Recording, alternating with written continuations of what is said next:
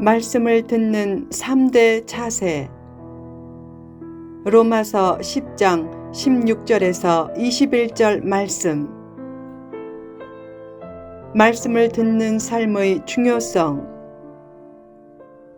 하나님의 말씀은 잘 전하는 것도 중요하지만 잘 듣는 것도 중요하다.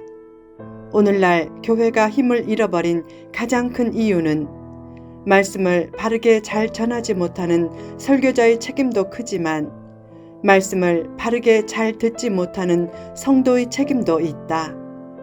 뉴스나 음악을 듣는 것이 잘못은 아니지만 말씀을 듣지 않고 그런 것들만 듣는 것은 잘못이다. 늘 하나님의 말씀에 귀를 기울이며 살라. 하나님의 말씀은 자연, 양심, 역사라는 일반 계시를 통해서도 들리지만 성경과 성경을 바탕으로 한 말씀이라는 특별 계시를 통해서는 더욱 뚜렷하게 들린다. 사방에 말씀이 넘쳐 있어도 듣는 귀가 없다면 아무런 소용이 없게 된다. 듣는 귀를 개발하려고 가끔 말하기나 보기나 행동하기를 그치라. 그때 세미하게 들리는 하나님의 음성을 따라 행동하면 인생길을 잘 잃지 않을 것이다. 왜 이스라엘 백성들이 복음을 받아들이지 않았는가? 귀가 없어 말씀을 듣지 못했기 때문이 아니라 듣는 귀가 없어 말씀을 열린 마음으로 받아들이지 않았기 때문이다. 복음은 쉽게 받아들여지지 않는다. 믿음이 어떻게 생기는가? 간단히 말하면 복음을 들을 때 믿음이 생긴다. 유대인들이 믿음을 가지지 못한 것은 복음을 듣지 못했기 때문인가? 그렇지 않다. 유대인들이 복음을 듣지 못했다는 것은 핑계다. 3대 일반 계시의 통로인 자연과 역사와 양심을 통해 하나님을 알 수 있고 또한 특별 계시인 하나님의 말씀도 예루살렘과 온 유대와 사마리아와 땅끝까지 들려졌기 때문이다. 결국 복음을 유대인이 아닌 이방인이 먼저 받아들였다. 복음을 이방인이 먼저 영접한 것은 이스라엘 백성들을 시기심이 생기게 해서 그들도 복음을 받아들이고 싶은 마음이 들도록 하기 위해서였다. 이사야는 이방인을 나를 찾지 아니한 자들, 내게 묻지 아니한 자들이라고 표현하면서 하나님은 그들에게까지 나타나셨다고 했다. 그러나 유대인들은 하나님의 뜻에 순종하지 않고 거슬러 행동했다. 그런 유대인에게도 하나님은 사랑과 긍휼과 인내를 보여주셨다. 그처럼 하나님은 이스라엘을 생각하는데 이스라엘 백성들은 복음을 듣지 않고 거절했으니 얼마나 안타까운 일인가. 말씀을 듣는 3대 자세. 하나님의 말씀을 듣지 않는 이스라엘 백성의 모습을 반면교사로 삼아 말씀을 바르게 들으려고 하라. 말씀을 들을 때 어떤 자세를 가져야 하는가? 1. 열린 마음으로 들으라. 믿음은 들음에서 난다 라고 했는데 왜 완고한 유대인들은 들어도 믿음이 생기지 않았는가? 열린 마음으로 듣지 않았기 때문이다. 왜 열린 마음으로 듣지 않았는가? 하나님을 경외하고 사랑하는 마음이 없었기 때문이다. 사랑하면 사랑하는 사람의 말을 잘 듣게 되어 있다. 사람이 많은 곳에서도 부모는 자기 아이 목소리를 금방 분별해낸다. 청력이 좋기 때문이 아니라 아이를 사랑하기 때문이다.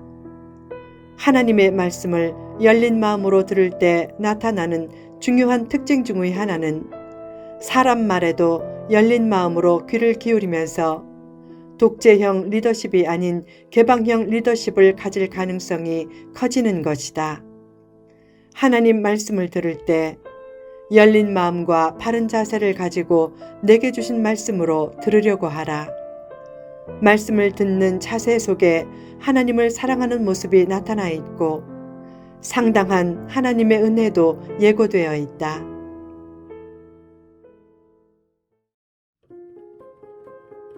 2. 실천을 다짐하며 들으라. 하나님의 말씀을 듣는 것만 잘하면 안 된다. 하나님의 말씀을 잘 듣는다는 것은 결국 말씀대로 살려고 노력한다는 것이다.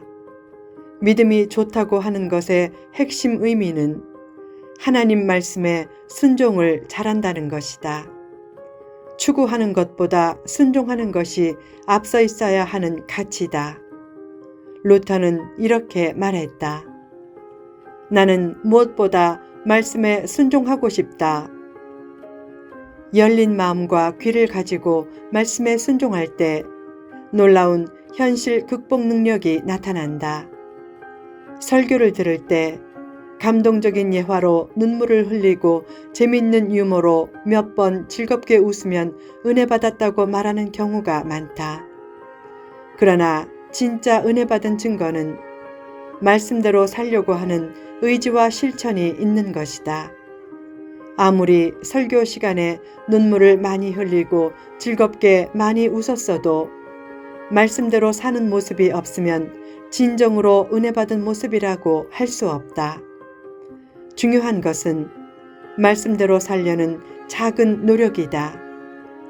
현대 사회는 쾌락과 재미를 추구하는 사회다. 요새 주일학교에 아이들이 줄어드는 첫째 이유는 재미없기 때문이라고 한다.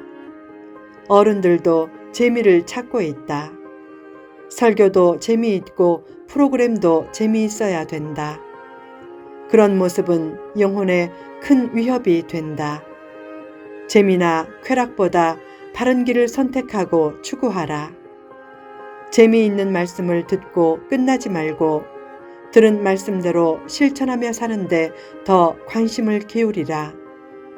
하나님의 말씀대로 살려고 애쓰면 그만큼 성숙해진다. 3.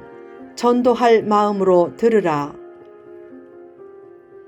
왜 하나님은 유대인이 아닌 이방인에게 먼저 복음을 영접하는 은혜를 주셨는가? 이스라엘을 버리기 위해서가 아니었다. 하나님은 이스라엘에 대해 변함없는 사랑과 기대를 가지고 있었다. 결국 하나님이 이방인들에게 먼저 복음의 문을 활짝 열어주신 것은 교만하고 완악한 이스라엘이 시기심이 생기게 해서 하나님께 돌아오게 하려는 조치였다. 하나님의 뜻은 이스라엘을 비롯해 보다 많은 사람들이 말씀과 복음 안으로 들어오는 것이다. 그 뜻을 생각하며 먼저 말씀을 듣고 은혜 받았으면 그 은혜를 남에게 전해주라. 고린도전서 9장을 보면 사도 바울은 복음을 위해 자신을 다 바치는 고백을 했다. 그는 복음을 위해 자기에게 있는 권리를 쓰지 않았고 복음에 장애가 되지 않도록 범사에 참는다고 했다. 그는 복음의 빚진 자 의식을 가지고 복음 전파를 반드시 해야 할 일로 여겼다. 그가 위대하게 될 수 있었던 것은 복음의 빚진 자 의식이 있었기 때문이다. 그처럼 복음의 빚진 자 의식을 가지고 산 사람들에 의해 하나님 나라가 멋지게 확장될 수 있었다. 우리나라는 초대교회 때 미국 선교사들로부터 복음의 빚을 많이 졌다. 당시 토마스 목사는 참수를 당했는데 그 시신을 토막 내어 먹었다는 소문이 나서 조선인들은 식인종이라는 오해도 받았다. 그런 소문에도 불구하고 언더우드와 아펜젤러가 복음의 빚을 갚으려고 왔기에 오늘의 한국 교회가 있게 되었다. 전도는 구원받은 은혜의 빚을 갚는 일이다. 빚을 졌는데 빚을 갚지 않으면 화를 당한다. 전도하면 큰 상급이 있지만 상급이 없다고 할지라도 복음 전파는 구원받은 자가 해야 할 마땅한 일이다. 하나님은 영혼 구원을 위해 예수님을 이 땅에 보내 십자가를 지게 하셨다. 그 하나님의 뜻을 따라 한 영혼을 소중히 여기고 영혼 구하는 일에 힘쓰라. 성도의 아름다움은 학력이나 재산이나 얼굴에 달려있지 않고 전도하는 발과 선교하는 손에 달려있다.